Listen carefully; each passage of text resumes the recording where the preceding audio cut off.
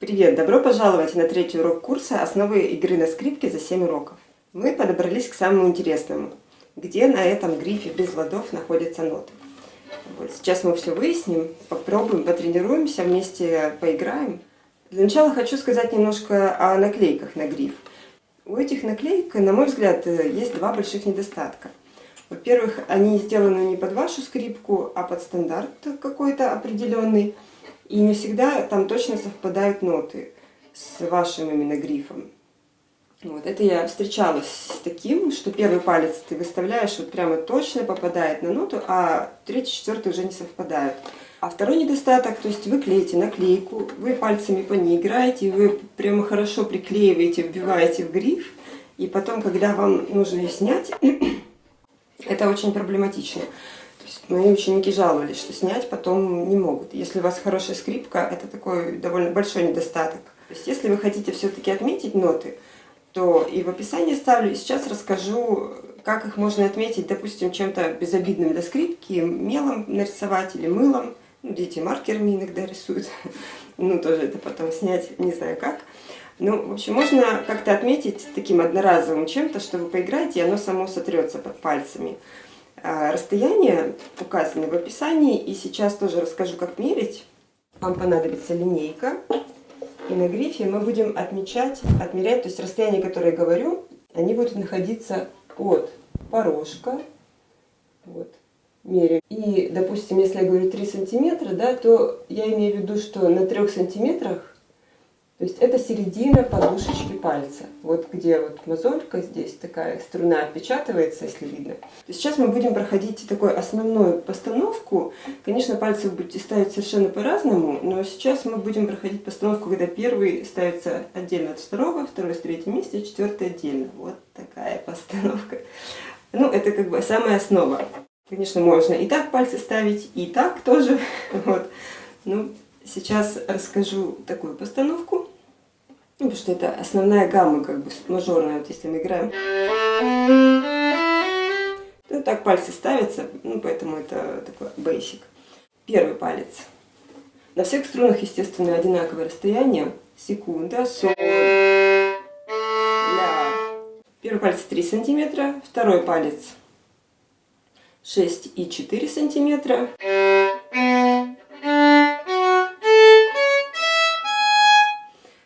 Третий палец 7 сантиметров 8 миллиметров. Соль, до, ре, соль, ля, ре, ми, ля. И четвертый палец 10,6 сантиметров. Соль, ля, ля, ля, ми, си. И перед тем, как мы прямо приступим к тому, чтобы ставить пальцы и слушать, и это все учить, изучать, несколько правил, которые нужно соблюдать. Во-первых, надо настроить скрипку. Это чтобы мы не играли, чтобы мы не изучали перед каждым уроком. Да? Она настроена. Особенно она, конечно, это важно, если мы сейчас будем слушать ноты. Скрипка должна быть хорошо настроена. Второе правило, оно уже главное, как будто оно первое или нулевое, что мы не держим скрипку левой рукой. Очень важно сейчас не держать скрипку левой рукой, не хватать здесь, да, то есть мы держим скрипку, как вот научились на первом уроке, а левой руке держать некогда скрипку, ей нужно тут бегать, играть ноты. Есть, конечно, техники, когда держит скрипку левой рукой, придержит, когда играют без мостика. Это отдельная тема. Я тоже там интересное видео есть на эту тему, забыла имя педагога, очень интересно. Ну, в описании ссылка на видео, как играют без мостика, и там левая рука гораздо больше работает. Но сейчас мы играем с мостиком, поэтому левая рука нам очень мало нужна. И я вот обычно показываю детям фокус, или тем, кто взрослым. То есть мы можем играть вообще без большого пальца.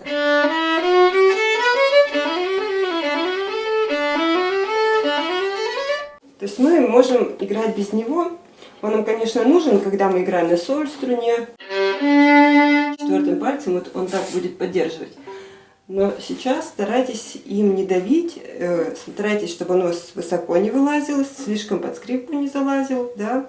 Третье правило, пальцы должны падать четко. Падать они должны, как будто они весят 10 килограмм, а подниматься, как будто ничего не весят. Все знают, что учиться правильно сразу легче, чем потом переучиваться. Поэтому мы стараемся сразу учиться правильно, и пальцы наши должны падать, сразу стараться легко и быстро и четко, и подниматься тоже. Да? Конечно, вы сначала будете искать ноты, не попадать, это все нормально, но надо иметь в виду, что вот представляете себе, за фортепиано есть такие молоточки, да, и они нажимают на струны, они ударяют и отскакивают. Вот это наши пальцы, как те молоточки фортепиано должны быть. Следующее правило: пальцы должны дожать струну до грифа, но не больше, не пережать.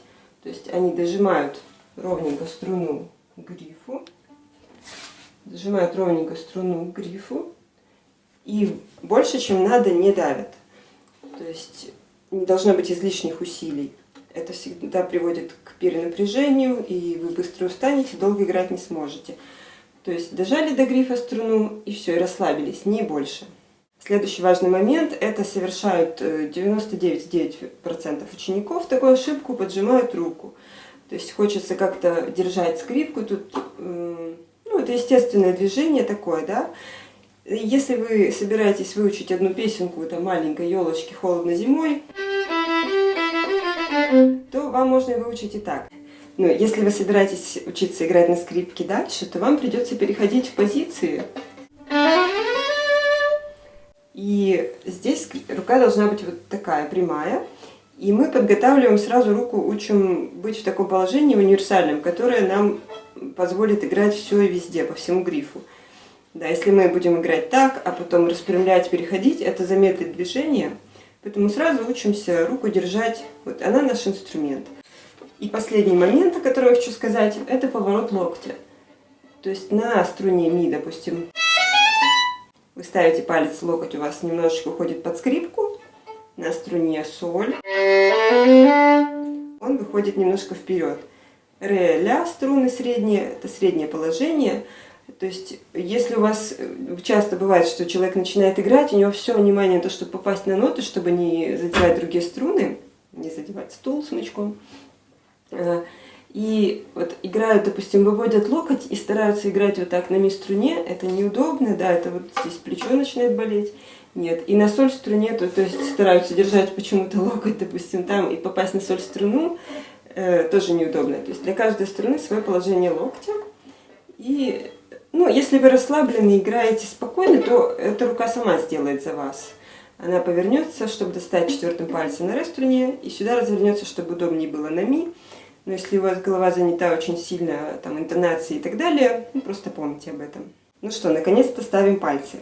Первая нота, первый палец. Интервалы между нотами, расстояние, они имеют название.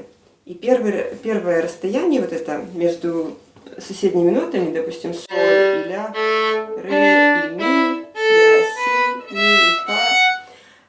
Вот это маленькое расстояние между соседними нотами до, ре, ми, гамма, до, ре, ми, фа, соль, ля, си. Надеюсь, знаете звукоряд.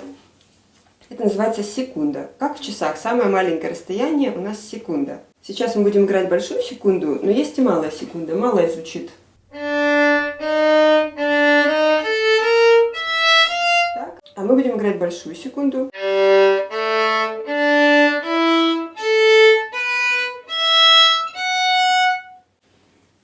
Мы начнем с ре струны. И на ре струне будем играть ноту ми. Смычок ставим чуть выше точки равновесия, чтобы мизинец у нас пока отдыхал. Стараемся не давить, да, расслабились. Всегда помним о расслаблении, о том, что мы дышим, не играем вот так, да, от того, что тут внимание все уходит, люди забывают дышать, двигаться. Нет. Свободненько, спокойненько поставили смычок, играем ре, ставим первый палец на ноту ми и играем ноту ми. Чтобы легче себе представить расстояние, можем сыграть, можете вспомнить песню какую-нибудь, которая начинается с этого интервала, например.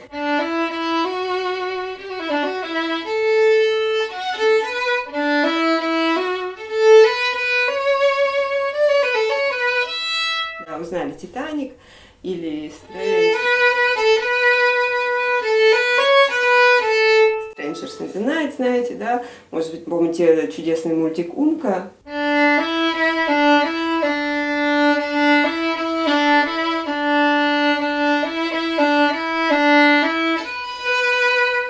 ля струне играем.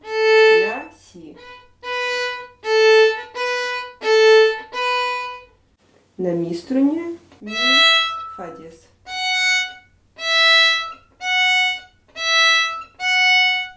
И на соль струне соль, ля.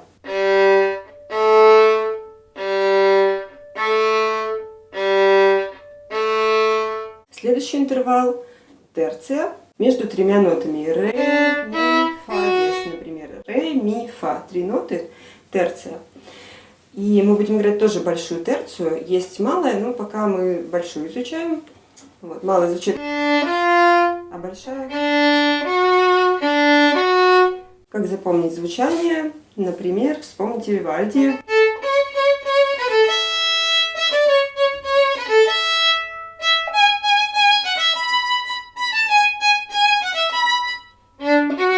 Вивальди очень удивляется, его временные годы от всех нот играют. Большая терция на ре струне. Но мы сейчас сыграем все ноты по порядку сначала. Ре, ми и потом фа диез. Ре, ми, фа диез. Вот.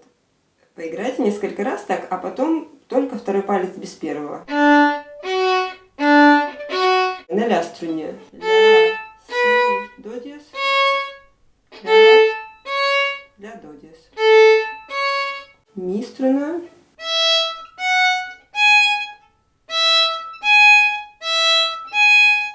И на соль струне. Локоть, помним, поворачиваем.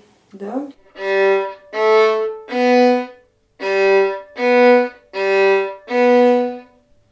По поводу попадания пальцев есть реальная история.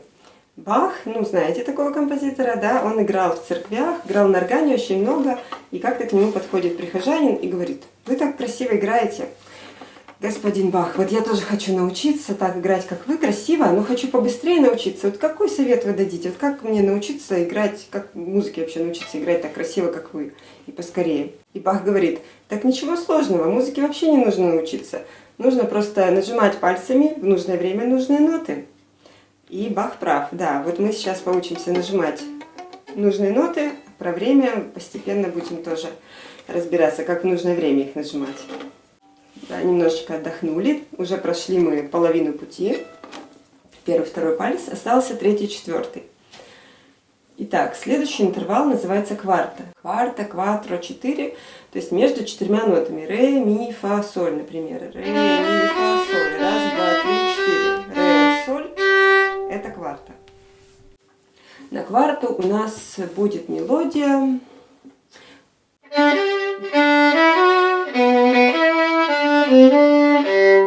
Да, знаете все эту мелодию.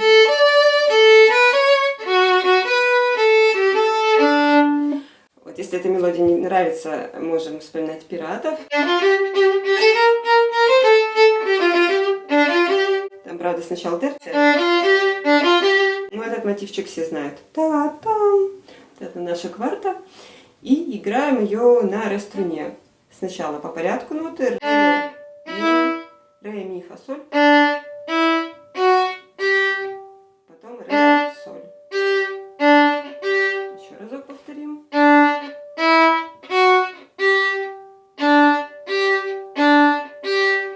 То же самое на ля струне.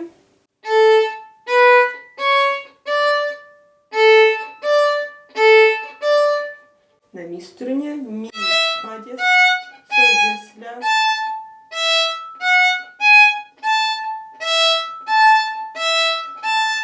На соль струне. Соль, си.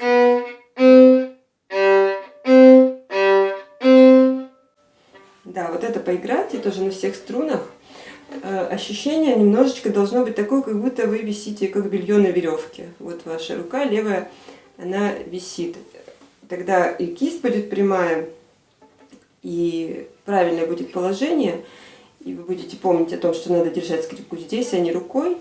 И последний, четвертый палец. Четвертый палец сложный. Он худенький, маленький, ему надо далеко тянуться. С этим обычно сложности возникают, поэтому уделите ему больше времени. Вот сколько вы уделили первым 3 пальцам, столько уделите четвертому одному.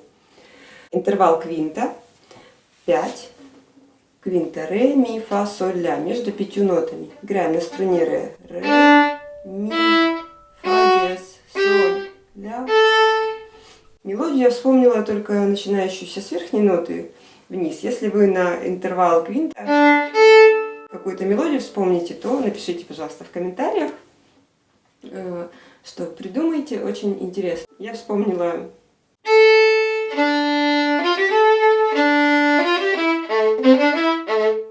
Да. Ну, это все знают мелодию, да? Но нам здесь можно проверить очень легко четвертый палец со следующей струной. Кроме струны ми, у которой нет следующей струны, на всех струнах мы ставим, когда четвертый палец, мы проверяем его со следующей струной. Про третий палец, вот я не сказала, мы его проверяем с предыдущей струной. То есть мы играем ре, ми, фа, соль, и соль можно проверить со струной соль. Должен вот такой звук получиться. Если он у вас такой или такой, значит вы не попали. Да. На ля струне тоже ре, например. Ре. Вот он с ре струной образует чистую октаву, чистый интервал, который хорошо очень слышно. Если не попадаете, даже чуть-чуть не попадаете, это сразу слышно. Четвертый палец, следующая струна. Играем ре, ми, фа, соль, ля. И ля проверяем со следующей струной. Здесь у нас полный унисон. Ноты должны звучать идентично.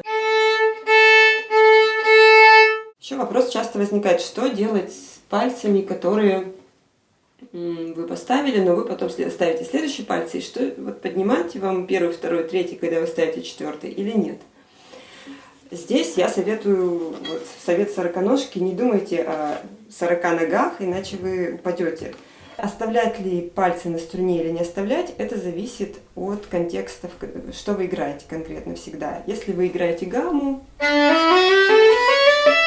то предыдущие пальцы, как правило, остаются на струне. Или если вы собираетесь возвращаться на этот палец, конечно, их не надо поднимать, а потом опять ставить, ну, это лишнее движение.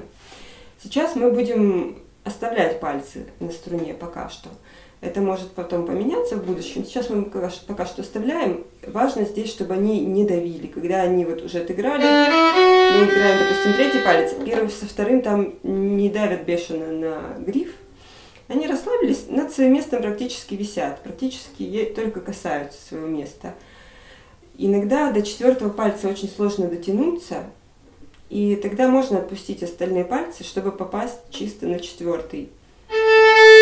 Если вам сложно дотянуться, то вы можете поставить четвертый палец, проверить его с открытой струной, а потом сыграть вниз остальные ноты, как бы оттягивая руку вниз. Дотягиваемся, проверяем с открытой струной, играем вниз. И смертельный номер, сразу четвертый палец ставим.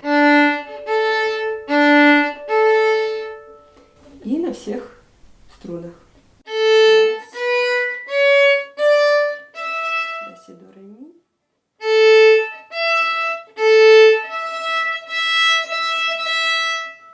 Следующий. Здесь мы не можем проверить си, потому что нет струны си. Проверяем ля с открытой струной. И здесь просто внимательно слушаем расстояние. И на соль струне, ну здесь, как правило, возникает больше всего проблем с тем, что дотянуться. Ну, балерины, знаете, тоже растягивают мышцы, да. Здесь мы представляем себя балериной и тянем пальцы, а не ноги.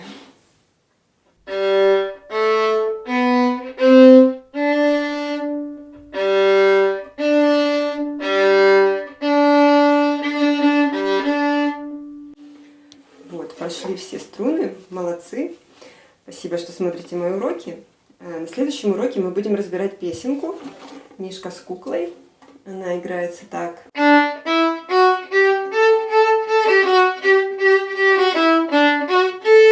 Она как будто написана специально для скрипки. Мы будем использовать здесь все, что научились делать с правой рукой, с левой рукой.